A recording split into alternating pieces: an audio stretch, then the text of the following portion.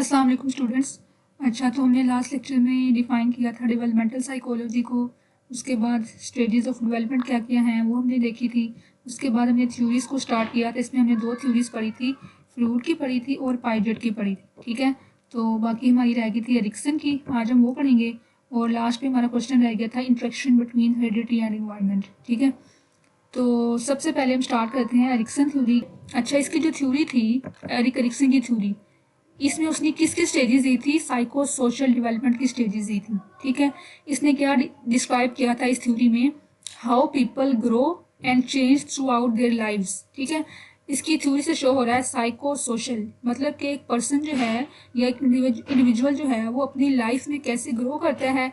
ठीक है, डेवलपमेंट जो उसकी होती है, तो हर डेवलपमेंटल स्टेज में वो कैसे ग्रो कर रहा होता है, उसके अंदर क्या क्या चेंजेस आ रहे होते हैं उसकी लाइफ के अंदर। ठीक है, तो इसने इसकी स्टेजेस दी थी। ठीक है, इसकी ना 8 स्टेजेस हैं।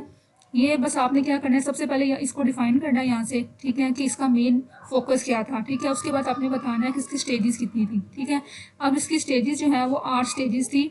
तो आपने ना इस फॉर्म, आपने टेबल की फॉर्म में लिखना है। सबसे पहले हम देखिए इसकी स्टेजेस कितनी हैं। तो इसकी 8 स्टेजेस हैं। ठीक है, infancy, early childhood, pre school, school age, adolescence, young adult, middle adult और लास्ट पे ओल्डर अडल्ट या फिर मेच्योरिटी की फेज है। ठीक है, तो आपने ये लास्ट लेक्चर में याद भी की होंगी वेरियस स्टेजेस ऑफ डेवलपमेंट। ठीक है, तो आपने फर्स्ट कॉलम में क्या करना है कि पूरी स्टेजेस के नाम लिख देने हैं। ठीक है, एज के साथ मेंशन कर देने हैं कौन कौन सी एज में कौन कौन सी स्टेज आती है। ठीक है, उसके बाद जो इसका मेन फोकस था इस थ्योरी का, वो इसने फोकस किया था इस कॉलम के ऊपर। ठीक है, कि हर स्टेज में बेसिकली क्या कॉन्फ्लिक्ट आता है। ठीक है, उनका मेन फोकस क्या होता है, एक चाइल्ड का, एक इंडिविजुअल का। ठीक है, तो सबसे पहले है इन्फेंसी।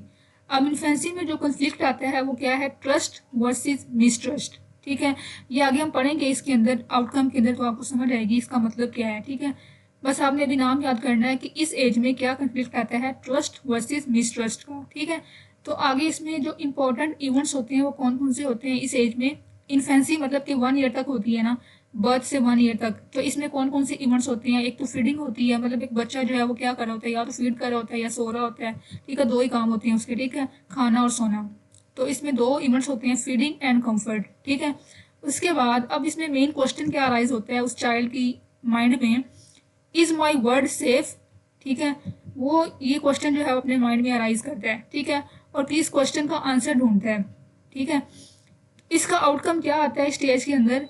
जैसे अब हमने पढ़ा कि इसमें कॉन्फ्लिक्ट आता है ट्रस्ट का और वर्सेस मिसट्रस्ट। ठीक है, तो अगर जो चाइल्ड है उसको ये दोनों उसकी इवेंट्स जो है वो फुलफिल हो रहे हैं, मतलब उसकी फीडिंग भी प्रॉपर हो रही है, जो उसकी मदर है या उसके केयर गिवर हैं वो उसको प्रॉपर फीड भी करवा रहे हैं और साथ में उसको कंफर्ट भी दे रहे हैं। ठीक है, तो उसका जो एक ट्रस्ट है वो डेवलप हो जाएगा। ठीक है, children develop a sense of trust when care givers provide reliability, care and affection. इसका मतलब ये है कि जब चिल्ड्रन जो है उसके ये दोनों इवेंट्स जो है वो फुलफिल हो जाएंगे तो उसके अंदर ट्रस्ट का जो कंडीशन है वो डेवलप हो जाएगी। ठीक है, और जब ये दोनों इवेंट जो है वो ऑपोजिट होंगे, मतलब फुलफिल नहीं होंगे, उनकी लैकिंग होगी, तो वो किसकी तरफ जाएंगे? मिसट्रस्ट की तरफ जाएंगे। ठीक है, तो आप इन दोनों को माइंड में रखें, इसके आउटकम को याद रखना है कि ट्रस्ट का मतलब क्या है और मिसट्रस्ट का मतलब क्या है। ठीक है, इसको हमने इससे रिलेट करना है इवेंट्स के साथ। अगर उसके इवेंट्स जो है वो फुलफिल हो रहे हैं तो वो ट्रस्ट की तरफ जाएगा, और अगर जो इवेंट्स जो है वो इसके जो मेन टास्क थे वो फॉलो नहीं हो रहे, फुलफिल नहीं हो रहे, तो वो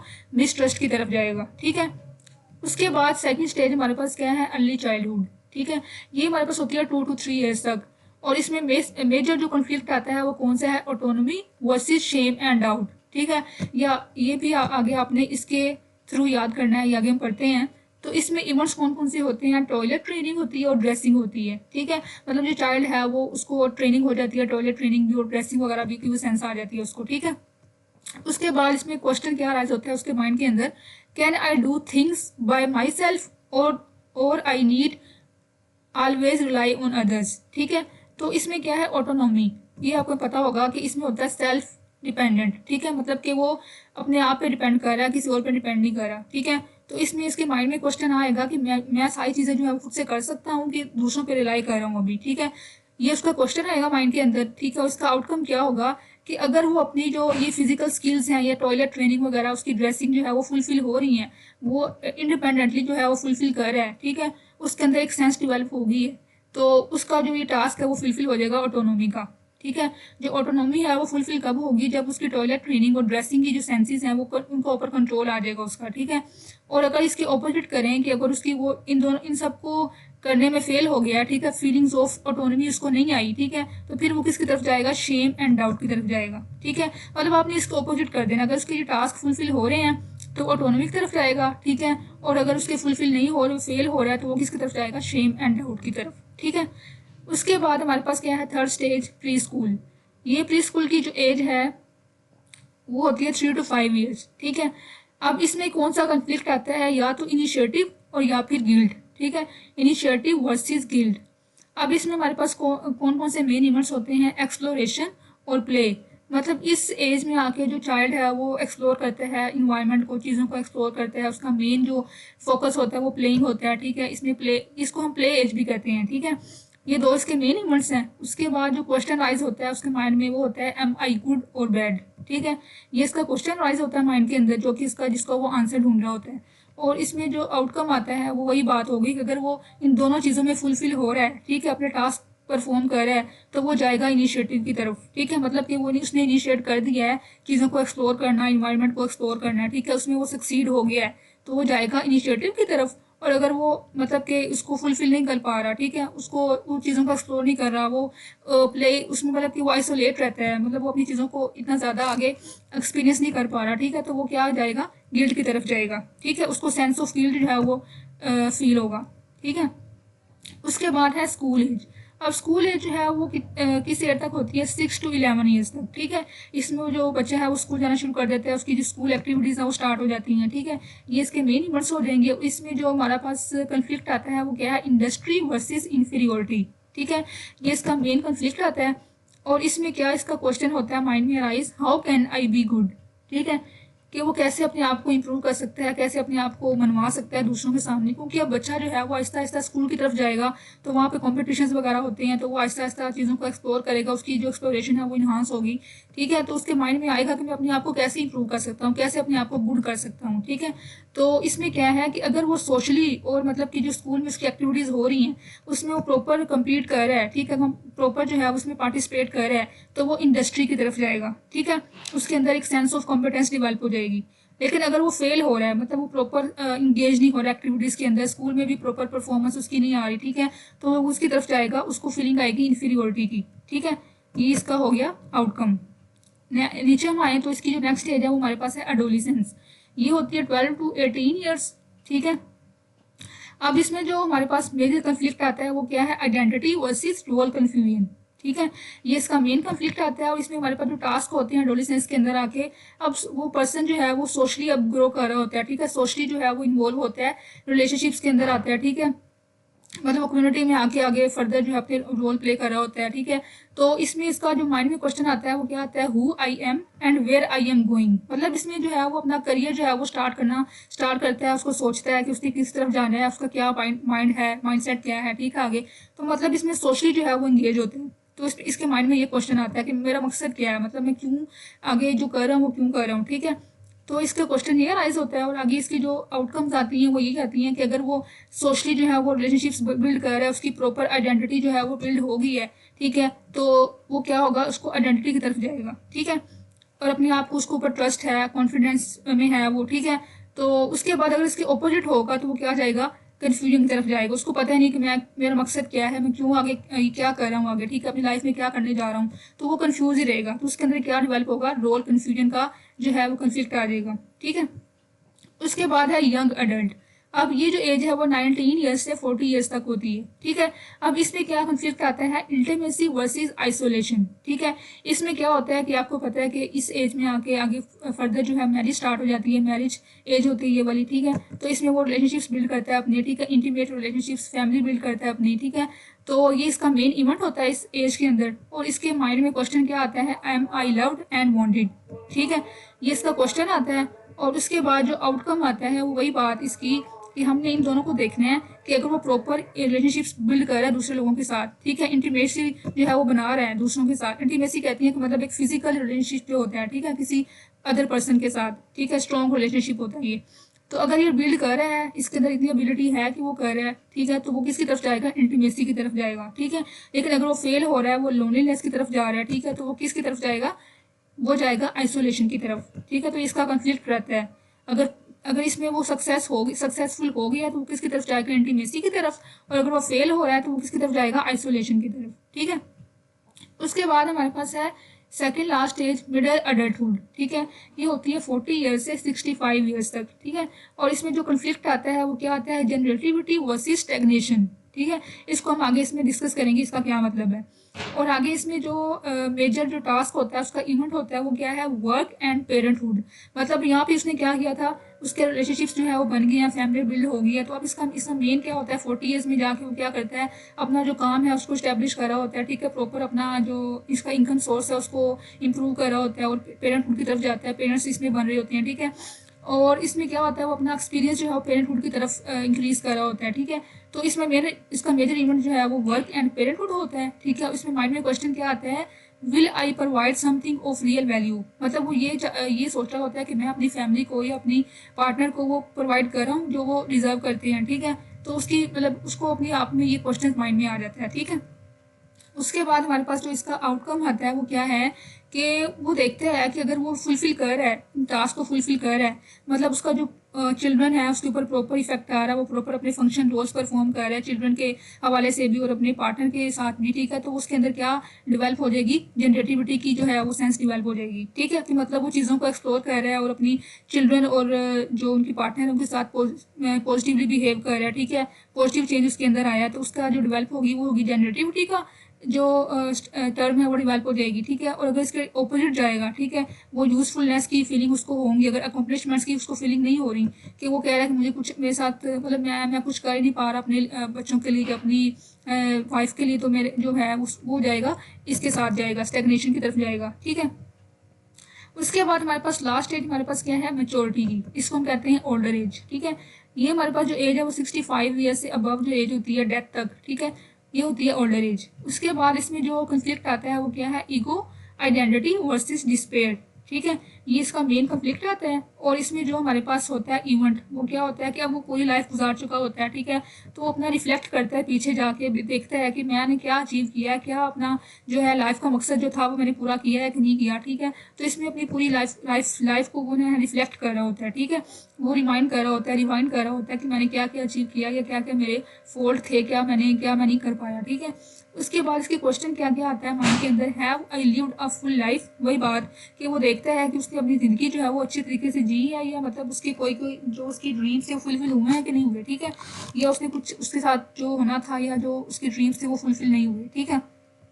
तो ये इसका हमारे पास क्या था, क्वेश्चन राइज होगा उसके माइंड में। और आगे इसके जो आउटकम आएंगे वही बात कि वो लुक बैक करेगा अपनी लाइफ में, ठीक है। और अपनी फीलिंग उसको आएगी कि हाँ मैंने अपनी जो ड्रीम्स थे वो फुलफिल कर ली हैं, उसके अंदर एक सेंस ऑफ फुलफिलमेंट आएगी, ठीक है। तो वो जाएगा आइडेंटिटी की तरफ, ठीक है, ईगो आइडेंटिटी की तरफ जाएगा, ठीक है। लेकिन अगर वो ये सोचेगा कि मैं वो रिग्रेट में रहेगा कि मैंने कुछ किया ही नहीं, मैं कुछ कर ही नहीं पाया, तो वो डिस्पेयर की तरफ जाएगा, ठीक है। मतलब वो उदासी की तरफ जाएगा कि मैं कुछ कर नहीं पाया अपने लिए ना अपनी लाइफ में, या कुछ और मैंने जो सोचा था वो मुझसे हो नहीं पाया, ठीक है। तो वो जाएगा डिस्पेयर की कन्फ्लिक्ट में, ठीक है। तो ये हमारे पास क्या थी, इसकी 8 स्टेजेस थी साइको सोशल के। एक पर्सन जो है वो जैसे जैसे ग्रो कर रहा होता है तो उसके माइंड में क्या क्या क्वेश्चन अराइज होते हैं, और उसके इवेंट्स कौन कौन से हो रहे होते हैं हर स्टेज पे, ठीक है। और इसका मेजर कन्फ्लिक्ट क्या अराइज होता है, ठीक है, उस स्टेज पे आगे। तो आपने क्या इसमें से बेतहाशा एमसीक्यूज आते हैं, ठीक है। वो पूछ लेते हैं कि ये जो कन्फ्लिक्ट है ये वाला, ये किस एज में होता है, ठीक है। जो इस तरह इसमें काफ़ी एमसीक्यूज आ जाते हैं। तो आपने इसको एमसीक्यू के हिसाब से तो बहुत ही इंपॉर्टेंट टेबल है ये वाला, ठीक है। तो आपने इसको अच्छे से करना है। ये हमने कर ली अपनी लास्ट थ्योरी, एरिक्सन की थ्योरी। उसके बाद हम देखते हैं अपना नेक्स्ट क्वेश्चन जो कि बुक पे दिया हुआ है, हेरिडिटी एंड इन्वायरमेंट, ठीक है। ये हमने देखना है कि इसका इंट्रैक्शन क्या है दोनों का, हेरिडिटी का और इन्वायरमेंट का। ऐसे सबसे पहले मैं आपको ये बता दूं कि इसका दूसरा नाम जो है हेरिडिटी एंड इन्वायरमेंट, इसका हम कहते हैं नेचर वर्सेस नर्चर, ठीक है। अब नेचर का मतलब क्या है और नर्चर का मतलब क्या है। अब नेचर जो है वो हमें पता है कि जो नेचर है उसका मतलब है जेनेटिकली, कि जो एक पर्सन है उसकी जो ट्रेड्स हैं या उसकी करेक्टरिस्टिक्स हैं जो उसकी पेरेंट्स से ट्रांसफ़र हो रहे हैं, ठीक है, या उसकी जेनेटिक्स में जो आ रहे हैं, ठीक है, तो वो उसकी नेचर है, ठीक है। उसके बाद जो नर्चर है, नर्चर का मतलब होता है कि इन्वायरमेंट, कि इन्वायरमेंट से वो क्या चीज़ें पिक कर रहा है, ठीक है। इन्वायरमेंट जो है उसके ऊपर क्या इफेक्ट कर रही है, ठीक है। तो ये दोनों में एमसीक्यू भी आ जाता है कि नेचर का मतलब क्या है और नर्चर का मतलब क्या है। ठीक है, नेचर को हम कहते हैं कि जो बायोलॉजिकली या जेनेटिकली चीज़ें ट्रांसफर होती हैं, जो ट्रेड्स ट्रांसफर होते हैं पर्सन के अंदर, ठीक है, उसको हम नेचर से करते हैं रिलेट। ठीक है, और जो नर्चर है उसको हम कहते हैं कि जो इन्वायरमेंट से हम चीज़ों को अडोप्ट कर रहे होते हैं। ठीक है, वो नर्चरिंग हो रही होती है हमारी। तो ये हमें डिफरेंस याद रखना है, इसका एक एमसीक्यू आता है, इंपॉर्टेंट है। ठीक है, उसके बाद हम देखते हैं हेरिडिटी क्या है। ठीक है, अब हेरिडिटी क्या होती है कि ऐसी फिजिकल या साइकोलॉजिकल ट्रेड्स या करेक्टरिस्टिक्स जो कि पेरेंट्स से चिल्ड्रन में ट्रांसफर होते हैं। ठीक है, ये आपने पढ़ा ही होगा कि जो हेरिडिटी है वो क्या होती है, इनहेरिटेंस कहते हैं इसको बेसिकली, कि जो जीन्स हैं या जो क्रोमोसोम्स वगैरह होते हैं वो मदर और फादर दोनों से आगे ट्रांसफर होते हैं चिल्ड्रन के अंदर। ठीक है, तो उनके जो दोनों की ट्रेड्स होती हैं फिजिकल और साइकोलॉजिकल, उनकी जो करेक्टरिस्टिक्स होती हैं वो ट्रांसफर हो जाती हैं। ठीक है, चिल्ड्रन के अंदर, तो उसको हम कहते हैं हेरिडिटी। ठीक है, अब इसको डिफरेंट जो है वो साइंटिस्ट ने डिफाइन किया था, तो मतलब तीनों का एक ही था। अब इसमें से आप एक कर लो, जेम्स की। ठीक है, इसने क्या कहा था कि जो heredity is the transmission from parents to offspring of physical and mental characteristics. वही बात है कि इसमें क्या हो रहा है, फिजिकल और जो मेंटल करेक्टरिस्टिक्स हैं पेरेंट्स की तरफ से, वो किसमें आ रही है, चिल्ड्रन में आ रही है, ऑफस्प्रिंग में आ रही है। ठीक है, तो ये आपने यहाँ से एक डिफाइन कर लेनी है, डिफाइन कर लिया हमने सबसे पहले। उसके बाद थोड़ा सा इसकी डिस्क्रिप्शन दी हुई है कि कैसे वो ट्रांसफर होती हैं। ये आपने पढ़ाई होगा, 23 क्रोमोसोम्स मदर से आते हैं, 23 फादर से आते हैं, तो प्रॉपर जो है वो जीन की ट्रांसफर होती है मदर और फादर से चिल्ड्रन के अंदर। ठीक है, तो वो उनकी इफेक्ट कर रही होती है उनकी डेवलपमेंट के ऊपर भी। ठीक है, अच्छा, अब हमने पढ़ना है कि जो हेरिडिटी है उसका क्या इफेक्ट होता है हमारी जो इंडिविजुअल है उसकी डेवलपमेंट के ऊपर। ठीक है, अब डिफरेंट स्टडीज़ हुई थी, डिफरेंट जो फिलोसफर थे या डिफरेंट साइंटिस्ट थे, उन्होंने डिफरेंट अप्रोचेस को यूज़ किया था। कुछ ने कहा था कि जो हेरिडिटी है वो जो है अफेक्ट करती है हमारी इंडिविजुअल के डेवलपमेंट के ऊपर। ठीक है, और कुछ ने कहा था कि जो इन्वायरमेंट है वो डिपेंड कर रहा होता है। ठीक है, कि उसके डेवलपमेंट के ऊपर डिपेंड कर रहा होता है। तो हमने बारी बारी दोनों को पढ़ना है कि हेरिडिटी जो है वो कैसे डिपेंड कर रही होती है, कैसे इफेक्ट कर रही होती है, सॉरी। ठीक है, और जो इन्वायरमेंट है वो कैसे इफेक्ट कर रहा होता है। ठीक है, अगर सबसे पहले हम देखें जो हेरिडिटी है, ठीक है, इसके बारे में क्या स्टडी हुई थी, इसके बारे में काफ़ी स्टडीज़ हुई थी, काफ़ी लोगों ने स्टडी किया था कि जो हेरिडिटी है वो कैसे डिपेंड कर रही होती है। ठीक है, उसने कहा था कि जो इंटेलिजेंस है और पर्सनैलिटी है, ठीक है, ये दोनों चीज़ें जो है वो टोटली डिपेंड करती हैं हेरिडिटी के ऊपर। ठीक है, मतलब एक जो पेरेंट्स हैं उनकी जैसी पर्सनैलिटी होगी, जैसे उनकी ट्रेड्स होंगे, पर्सनैलिटी ट्रेड्स होंगे, वैसे ही वो आगे जो चिल्ड्रन है उनमें ट्रांसफर हो जाएंगे। ठीक है, इसी तरह जो इंटेलिजेंस है, जो साइकोलॉजिकली पर्सपेक्टिव से देखें हम, तो जो इंटेलिजेंस होगी, जो आईक्यू होगा पेरेंट्स का, वही आगे ट्रांसफर होगा चाइल्ड के अंदर। ठीक है, तो एक स्टडी ने ये कहा था कि जो इंटेलिजेंस और पर्सनैलिटी है वो डिपेंड किसके ऊपर करती है, पेरेंट्स के ऊपर डिपेंड करती है, हेरिडिटी के ऊपर डिपेंड करती है। ठीक है, तो काफ़ी जो स्टडीज़ थी उन्होंने इसको सपोर्ट किया था, इस अप्रोच को, कि हाँ ये वाकई ऐसे होता है कि जो एक उन्होंने कहा था कि उन्होंने फिर आगे एक्सपेरिमेंट भी किए थे कि कुछ जो हेल्दी चिल्ड्रन होते हैं तो उनके जो, अगर उन्होंने ऑब्जर्व किया डिफरेंट उनकी स्टडीज़ की, तो उन्होंने देखा कि जो हेल्दी पीपल थे, जो हेल्दी पेरेंट्स थे, उनके जो है वो हेल्दी चिल्ड्रन होते हैं। ठीक है, मतलब कि पर्सनैलिटी में हम बात करें तो जो हेल्दी पेरेंट्स हैं उनकी हेल्दी चिल्ड्रन होते हैं। ठीक है, तो ये क्या ट्रांसफ़र हो रहा है, मतलब जेनेटिकली ट्रांसफ़र हो रहे हैं जीन्स, हेल्दी जीन्स। ठीक है, इस तरह उन्होंने स्टडी की थी कि जो इंटेलिजेंट पेरेंट्स होते हैं या सक्सेसफुल पेरेंट्स होते हैं, उनके जो चिल्ड्रन होते हैं वो भी इंटेलिजेंट होते हैं। ठीक है, तो इन्होंने काफ़ी स्टडी से ऑब्जर्व भी किया था, इनको प्रूव भी किया था कि हाँ ये वाकई ऐसे होता है कि जो इंटेलिजेंस है या जो पर्सनैलिटी है वो डिपेंड कर रही होती है पेरेंट्स के ऊपर। ठीक है, एक स्टडी तो ये हमारी होगी, वन अप्रोच आपने ये याद कर लेनी है। ठीक है, उसके बाद कुछ और स्टडीज़ हुई थी, अनदर काइंड ऑफ स्टडीज़। उन्होंने क्या किस पे स्टडी की थी, फैमिली हिस्ट्री पे। ठीक है, उन्होंने फैमिली हिस्ट्री को देखा था कि प्रीवियस जो हिस्ट्री चल रही है, जो प्रीवियस जनरेशन होती हैं वो डिपेंड करती है हमारी डेवलपमेंट के ऊपर कि नहीं करती। ठीक है, तो उन्होंने इसमें स्टडीज़ की थी ट्विंस के बारे में। ठीक है, इसको हम कहते हैं ट्विन स्टडीज़। आगे हमने पढ़े होंगे इसको, जो ट्विन हैं उनके वो दो तरह के होते हैं ट्विंस, एक होते हैं आइडेंटिकल ट्विंस और एक होते हैं फ्रेटर्नल ट्विंस। ठीक है, अब जो आइडेंटिकल ट्विंस होते हैं ये आपको पता होगा कि वो जो एक एग से उनकी डिवीजन होती है, आगे वो बोर्न होते हैं by division of the one egg. ठीक है, तो उसने कहा था कि जिन साइंटिस्ट ने ये स्टडी की थी उन्होंने कहा था कि जो आइडेंटिकल ट्विंस होते हैं ना, उनकी जो क्रोमोसोम्स हैं या जिनकी जो कैरेक्टरिस्टिक्स होती हैं वो बिल्कुल सिमिलर होती हैं। ठीक है, their heredity have absolutely same chromosomes. ठीक है, क्योंकि वो एक एग से बन रहे होते हैं, उनको आइडेंटिकल ट्विंस इसलिए कहते हैं क्योंकि उनकी जो कैरेक्टरिस्टिक्स हैं पूरी आइडेंटिकल होती हैं, सेम होती हैं। ठीक है, इसी तरह जो हमारे पास दूसरे ट्विंस होते हैं फ्रेटर्नल ट्विंस, उनकी जो है वो do not have perfectly same heredity. ठीक है, क्योंकि वो उनके दोनों के एग्स डिफरेंट होते हैं, दोनों डिफरेंट एग से जनरेट होते हैं। ठीक है, तो उनकी जो कैरेक्टरिस्टिक्स हैं वो कुछ हद तक जो है डिफरेंट होती हैं, ठीक है। तो इससे उन्होंने इससे क्या प्रूव किया कि जो आइडेंटिकल ट्विंस होती हैं उनकी जो है वो सेम होगी हेरिडिटी, ठीक है, जो उनकी जो कैरेक्टरिस्टिक्स हैं वो सेम होंगी, और जो फ्रेटर्नल ट्विंस हैं उनकी जो है वो डिफरेंट होंगी, ठीक है। उसके बाद ये आपने स्टडी कर लेनी है, ये रीड कर लेना है। उसके बाद उन्होंने कुछ एमसीक्यूज यहाँ पे दिए हुए हैं कि जो आइडेंटिकल ट्विंस होते हैं उनमें जो आईक्यू का लेवल है, ठीक है, उनमें आईक्यू का लेवल कितना मैच कर रहा होता है, उसमें 0.9% चांस होता है कि दोनों का जो आइडेंटिकल ट्विंस का जो आईक्यू लेवल है, जो इंटेलिजेंस है, वो मैच कर रही होती है, ठीक है। इसके बाद आगे इसको ना मतलब ऑर्डर वाइज बताया हुआ है, ठीक है, इसमें हाईएस्ट से लोएस्ट की तरफ आ रहे हैं वो। इसके बाद फ्रेटर्नल ट्विंस हैं, इसमें कितना मैच होता है 0.7%, ठीक है, 0.70% जो है वो आईक्यू लेवल जो है मैच कर रहा होता है, ठीक है। उसके बाद सिबलिंग्स में आ रहे हैं तो सिबलिंग्स का आपस में कितना मैच कर रहा होता है 0.5% जो है वो सिमिलर हो सकता है आईक्यू लेवल, ठीक है। उसके बाद कजन्स का कितना होता है 0.27 हो सकता है, और जनरल पॉपुलेशन में तो 0 होता है क्योंकि डिफरेंट पॉपुलेशन डिफरेंट उनकी हेरिडिटी होती है, ठीक है। तो यहाँ से एमसीक्यूज आपने याद करने हैं कि आईक्यू लेवल जो है वो किस हद तक मैच कर रहा होता है डिफरेंट कैटेगरीज में, ठीक है। तो हमने बेसिकली इसमें क्या पढ़ा कि जो हेरिडिटी है वो कैसे डिपेंड कर रही होती है, कैसे अफेक्ट कर रही होती है एक पर्सन की डेवलपमेंट के ऊपर, ठीक है। इसमें हमने 2 स्टडीज पढ़ी। एक स्टडी थी जो ये कहती थी कि जो इंटेलिजेंस है और पर्सनैलिटी है वो दोनों डिपेंड कर रही होती हैं, ठीक है। वो दोनों जो है वो पर्सनैलिटी और जो इंटेलिजेंस है वो पेरेंट्स पे डिपेंड करती है। जैसी पर्सनैलिटी पेरेंट्स की होगी, जैसी इंटेलिजेंस पेरेंट्स की होगी, वैसे चिल्ड्रन की होगी, ठीक है। दूसरी स्टडी हमने पढ़ी फैमिली हिस्ट्री की, जिसमें उसने 2 स्टडीज़ की थी। एक ट्विन स्टडीज़ थी और इसमें आगे 2 टाइप्स थी, फ्रेटर्नल ट्विंस और आइडेंटिकल ट्विंस, ठीक है। ये आपने रीड कर लेना, ठीक है।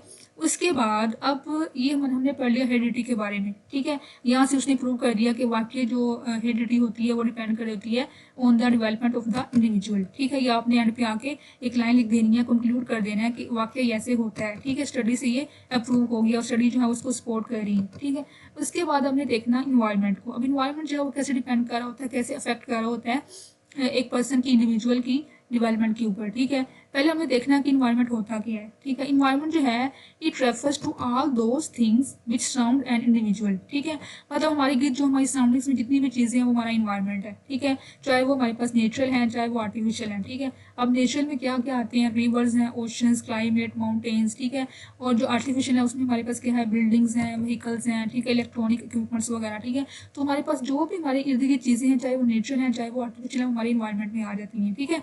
इसी तरह हमने जैसे हेरिडिटी को डिफाइन किया था डिफरेंट साइंटिस्ट के अकॉर्डिंग, डिफरेंट फिलोसफर के अकॉर्डिंग, इस तरह आपने किसी एक के अकॉर्डिंग इसको डिफाइन कर देना, ठीक है, इन्वायरमेंट को। तो इसने रोज ने क्या किया था define, it is an external force which influences, ठीक है। ये आपने डिफाइन कर लेनी यहाँ से। उसके बाद हम देखते हैं एग्जाम्पल के थ्रू कि जो इन्वायरमेंट है वो कैसे एक पर्सन के या इंडिविजुअल के बिहेवियर के ऊपर और इसके डेवलपमेंट के ऊपर अफेक्ट कर रहा होता है, ठीक है। तो इसमें उसने क्या कहा था, सबसे पहले उसने जो ट्विन स्टडीज हुई थी वो उसके फेवर में गया था। मतलब उसने कहा था हाँ ये ऐसे होता है कि जो आइडेंटिकल ट्विंस होते हैं उनकी जो कैरेक्टरिस्टिक्स होती हैं वो मैच कर रही होती हैं, ठीक है। लेकिन एक और साइंटिस्ट था, उसने क्या, फ्रीमैन, उसने क्या देखा था, जैसे अब मैं आपको एग्जांपल दूं कि अब ट्विंस हैं, 2 ट्विंस हैं, ठीक है। अब उसमें से अब दोनों ट्विंस जो हैं वो चले गए, मतलब वो दोनों ऑर्फन हो गए हैं, दोनों के जो पेरेंट्स हैं वो उनकी डेथ हो गई है, ठीक है। तो उसको किसी ने अडोप्ट कर लिया, किसी फैमिली ने अडोप्ट कर लिया। अब वो गए हैं, दोनों रिच फैमिलीज में गए हैं, ठीक है। रिच फैमिली ने उसको अडोप्ट कर लिया ट्विंस को, ठीक है। तो उनकी जो उन्होंने देखा ना, उसको ऑब्जर्व किया, उसकी जो इंटेलिजेंस थी उसमें इंप्रूवमेंट आ गई, मतलब कि जो इंटेलिजेंस है वो ज़्यादा हो गई थी उसकी, ठीक है। इसका मतलब ये है कि जो रिच फैमिलीज होती हैं वो ऐसा इन्वायरमेंट देती हैं उनको कि उनका जो इंटेलिजेंस है वो इन्हांस कर देती है, ठीक है। तो ये इसने कहा था कि जो इन्वायरमेंट है वो डिपेंड कर रहा होता है उसकी चिल्ड्रन के या इंडिविजुअल के डेवलपमेंट के ऊपर, ठीक है। एक उसने ये एग्जाम्पल दे दी। दूसरी उसने कहा कि उसने एक और एक्सपेरिमेंट किया, उसने देखा कि जो कुछ उसने जो ट्विंस थे उसमें आधे जो जैसे कि मैं आपको बताऊं कि जो एक था चिल्ड्रन उसको उसने कर दिया रिच फैमिली की तरफ कर दिया, और जो एक था उसको कर दिया पुअर फैमिली की तरफ, ठीक है। तो दोनों को उसने रिजल्ट देखा, तो जो रिच फैमिली का आईक्यू था वो ज़्यादा था, ठीक है, 95 था, और जो पुअर फैमिली था उसका कितना था, 85, ठीक है। तो उसने डिफरेंस देखा दोनों में।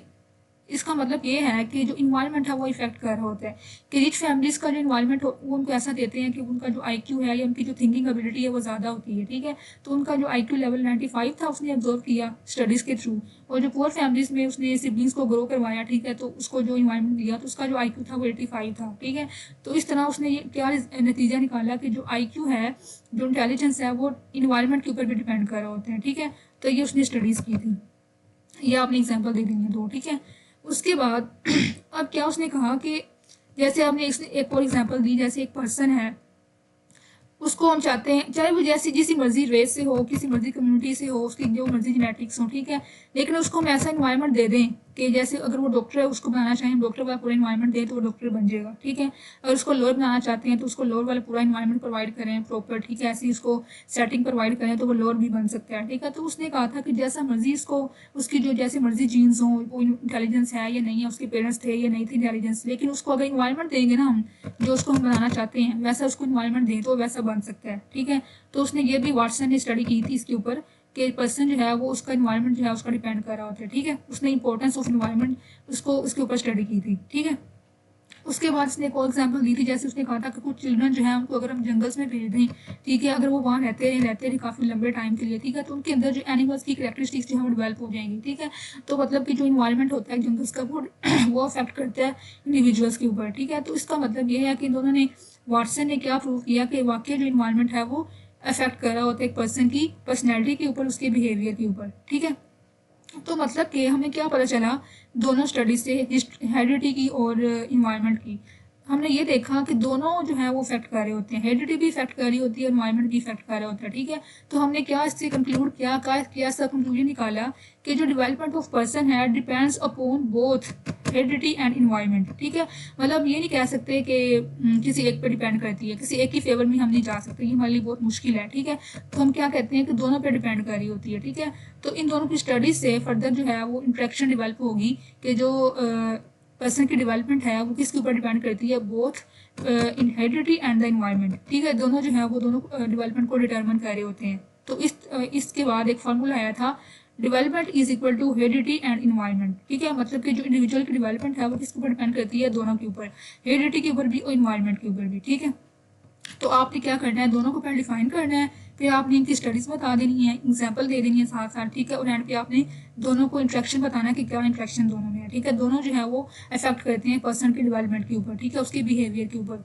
तो एंड पे ये लाइन यहाँ पे लिखी हुई है कि जो डिफरेंट स्टडीज हुई थी, जैसे एक गैरेट थी, उसने भी ये पॉइंट आउट किया था कि जो हेरिडिटी और इन्वायरमेंट है दोनों आपस में रिलेट कर रहे होते हैं, ठीक है। इस तरह फिर एक और साइंटिस्ट था वुडवर्थ, उसने भी यही कहा था कि जो पर्सन की लाइफ है वो दोनों पे डिपेंड कर रही होती है, हेरिडिटी पे भी और इन्वायरमेंट पे भी, ठीक है। इसको बहुत डिफिकल्ट है डिफ्रेंशिएट करना कि वो किसके ऊपर कर रही है, हेरिडिटी के ऊपर कर रही है, इन्वायरमेंट के ऊपर कर रही है, ठीक है। तो दोनों जो है वो अफेक्ट करती हैं, ठीक है। उसके बाद ये जो वुडवर्थ था इसने एग्जाम्पल भी दी थी, जैसे एक कोई भी हम प्लांट लगाते हैं, ठीक है, तो उसका जो सीड है वो उसकी जेनेटिक्स को डिफाइन कर रहा होता है, ठीक है। लेकिन जो हम बाद में उसको प्रॉपर पानी वगैरह लगाते हैं, उसके लाइट, उसकी फर्टिलाइजर जो उसको वगैरह स्प्रे वगैरह करते हैं, तो ये सारे कौन से फैक्टर्स हैं, ये इन्वायरमेंटल फैक्टर्स हैं जो कि उसकी ग्रोथ पर डिपेंड कर रहे होते हैं, ठीक है। तो सीड भी जरूरी है किसी प्लांट को ग्रो करने के लिए, क्योंकि सीड होगा तो आगे वो ग्रो करेगा प्लांट, ठीक है। तो सीड जो है वो किसकी बेसिकली एग्जाम्पल है हमारे पास, हेरिडिटी की, ठीक है। और जो बाकी एक्सटर्नल फैक्टर्स हमारे पास हैं, वाटर, लाइट वगैरह, ठीक है, ये किसकी एग्जांपल हमारे पास है, इन्वायरमेंट की, ठीक है। तो जब तक दोनों नहीं होंगे तो जो प्लांट है वो ग्रो नहीं करेगा, ठीक है। तो इस तरह उसने कहा था कि ह्यूमन जो है उसकी ग्रोथ के लिए, उसके डेवलपमेंट के लिए भी दोनों फैक्टर जरूरी हैं, हेरिडिटी भी और इन्वायरमेंट भी, ठीक है। तो ये हमारा यहाँ तक कवर हो गया। हमने क्या किया, आज हमने दो अपने कंटेंट कवर किए। पहले हमने एरिक्सन की स्टेजेस पढ़ी डिटेल में, ठीक है, और वो भी बहुत इंपॉर्टेंट थी, उसमें काफ़ी एमसीक्यूज आते हैं और एससीक्यू भी आता है, वो मैंने आपको दिखाया, पास पेपर में क्वेश्चन आया हुआ है, ठीक है। Psycho social developmental stages of Erikson, ठीक है।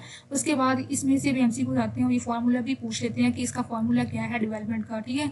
तो आपने ये भी अच्छे से पढ़ना है, साथ आपने एग्जाम्पल भी देनी है और साथ आपने दोनों को रिलेट भी करना है कि दोनों में क्या इंट्रैक्शन है, क्या इन दोनों में रिलेशनशिप है, ठीक है।